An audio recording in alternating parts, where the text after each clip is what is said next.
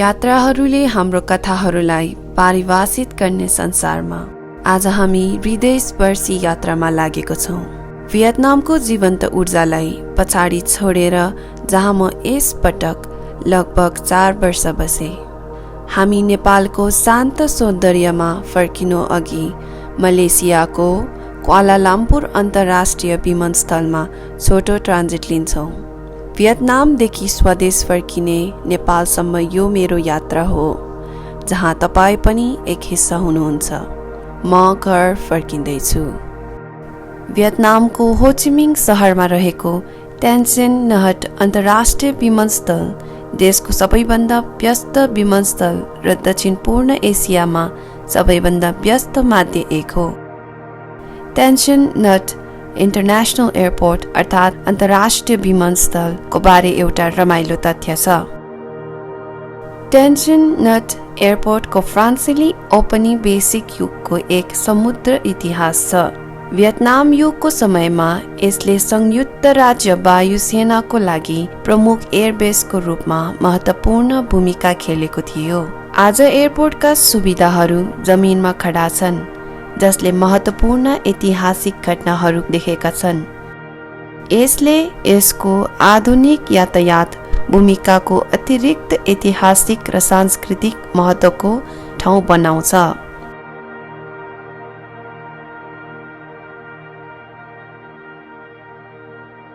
Air होस्टेसले सुरक्षा प्रक्रिया र उडान घोषणा पूरा गरेपछि हाम्रो यात्रा धेरै वास्तविक लाग्यो।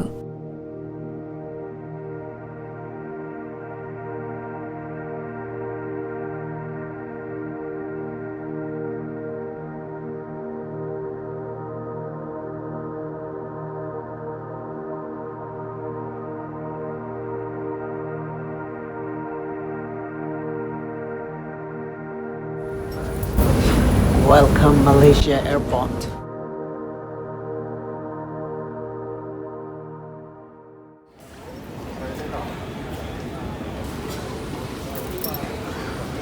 Vietnam to Malaysia, Kuala Lampur. Ma जाने 2 घण्टा अलि बढी लाग्यो। बादल धेरै डेन्जर लागेको छ ठाउँ-ठाउँमा चाहिँ एकदम मजा भयो। एउटा दुईटा ठाउँमा चाहिँ एकदम तर्सायो पनि, तर्स्यौँ पनि। अनि यसै चिसो भएको हुनाले टाउको अलिक दुखेको जस्तो लाग्यो। अनि त्यसको लागि मैले चाहिँ मफलर चाहिँ कपाल भेर्यौँ। अलिकता हल्का महसुस चाहिँ भयो। तर अझै अब फेरि यहाँदेखि काठमाडौँको 4 घण्टाको फ्लाइट छ केही समयपछि। यो चाहिँ मलेसियन एयरपोर्टको हो।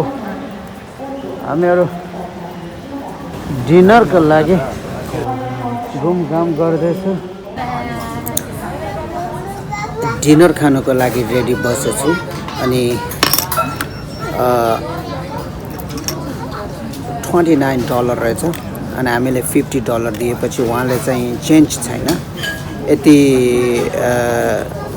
मलेसियन पैसाले लिनुहुन्छ भने हुन्छ भन्नुभयो। त्यस कारणले त्यो चाहिँ हुँदैन, किनकि हाम्रो फ्लाइट छ। कहिलेकाहीँ त्यस्तो हुन्छ हैन। अब पैसा सबै पावर हो, सबै ठिकै हो, तर कुनै ठाउँमा पैसा त्यो नचल्ने भएको हुनाले हरेक चिजको सजिलो छैन। मानौँ फर एक्जाम्पल्स लागि मसँग नेपालीको झनै 8-9 हजार थियो। त्यो मसँग झनै 3-4 वर्ष बस्यो मेरो पकेटमा, काहीँ पनि काम लागेन नि। जब म भोलि एयरपोर्टमा पुग्छु नि नेपालमा, फेरि त्यो पैसा एकदम राजा हो है। कस्तो राम्रो लाग्यो।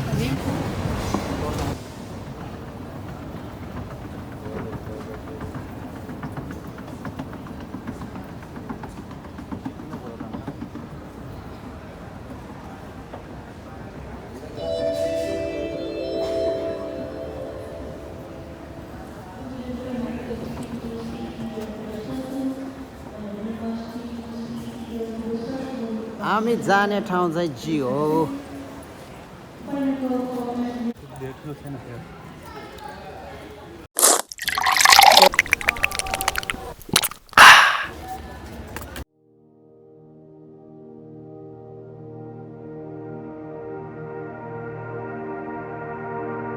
क्वाला लम्पुर अन्तर्राष्ट्रिय विमानस्थल मलेसियादेखि हाम्रो नेपालतर्फ अर्को यात्रा सुरु भयो। लामो अन्तरालपछि म भियतनाम जाँदा नेपालमा भएको परिवर्तनहरूबारे मेरो जिज्ञासा बढ्दै गयो। म मेरो घर फर्किँदा धेरै खुसी थिएँ।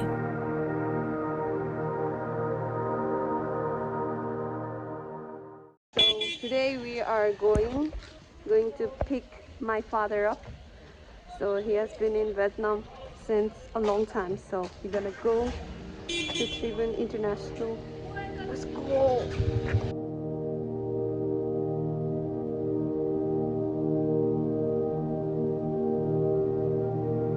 हाम्रो दाजुले चाहिँ पार्क गरिरहेको छ।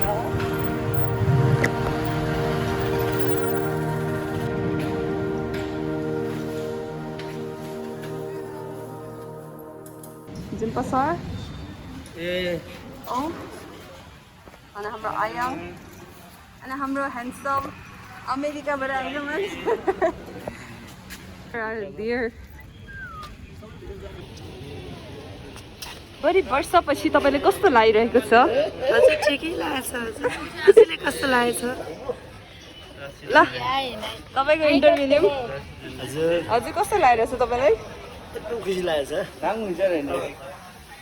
3 वर्ष अब कोही 8-9 महिना नभेटेको छ र अहिले भेट्नु। We are going inside अब।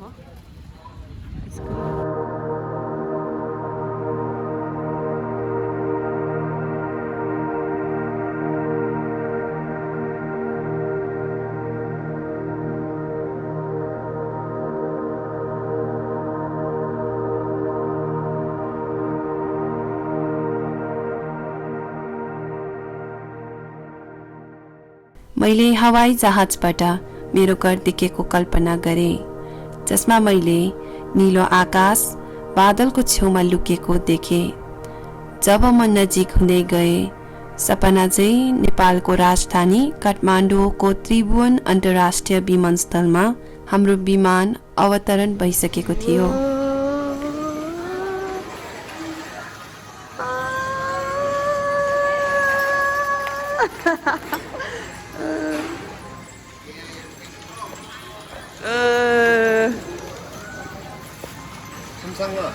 감사합니다.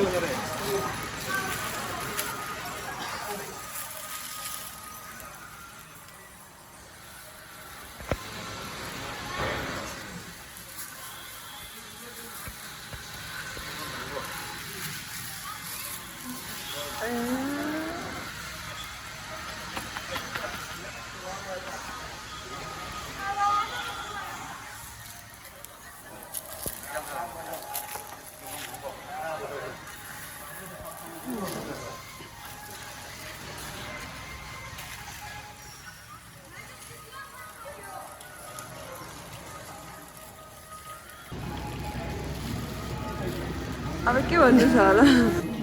Finally, I'm back in Kathmandu. I love Kathmandu. I love Nepal. I love my country.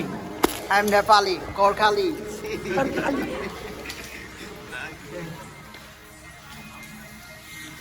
तपाईँ के भन्नु छ? तपाईँ अमेरिकाबाट आउँदै कस्तो लागिरहेछ?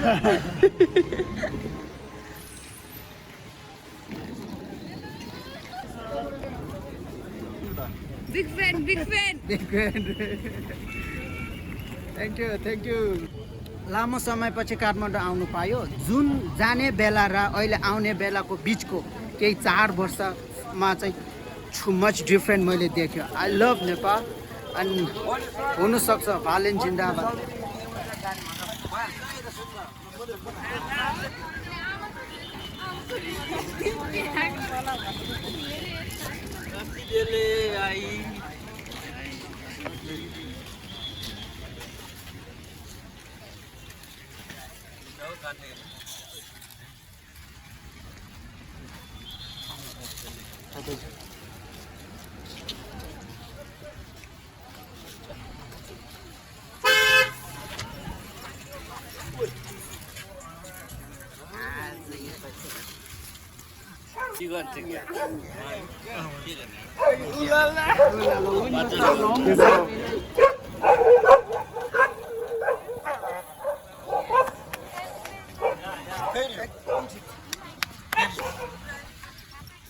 फेभरेट हो much excited yeah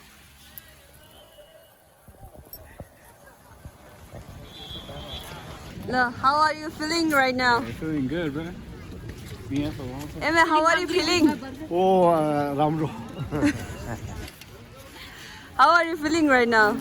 Good. How are you feeling right now?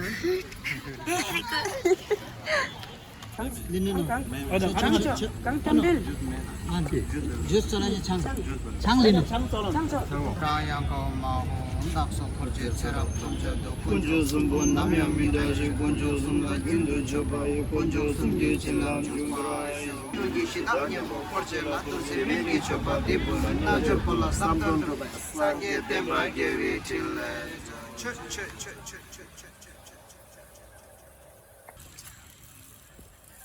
यो चाहिँ सुरमा हो सुरमा भनेको चाहिँ टाढाबाट आएकोलाई चाहिँ सुरमा सेम यसको पनि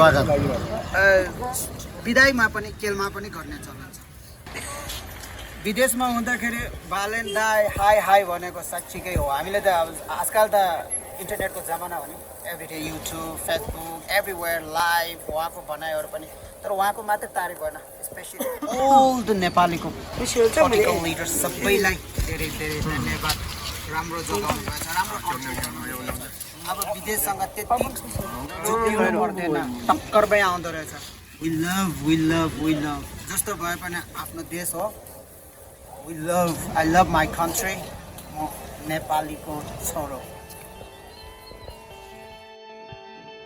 अन्त्यसम्म हेर्नुभएकोमा धेरै धेरै धन्यवाद।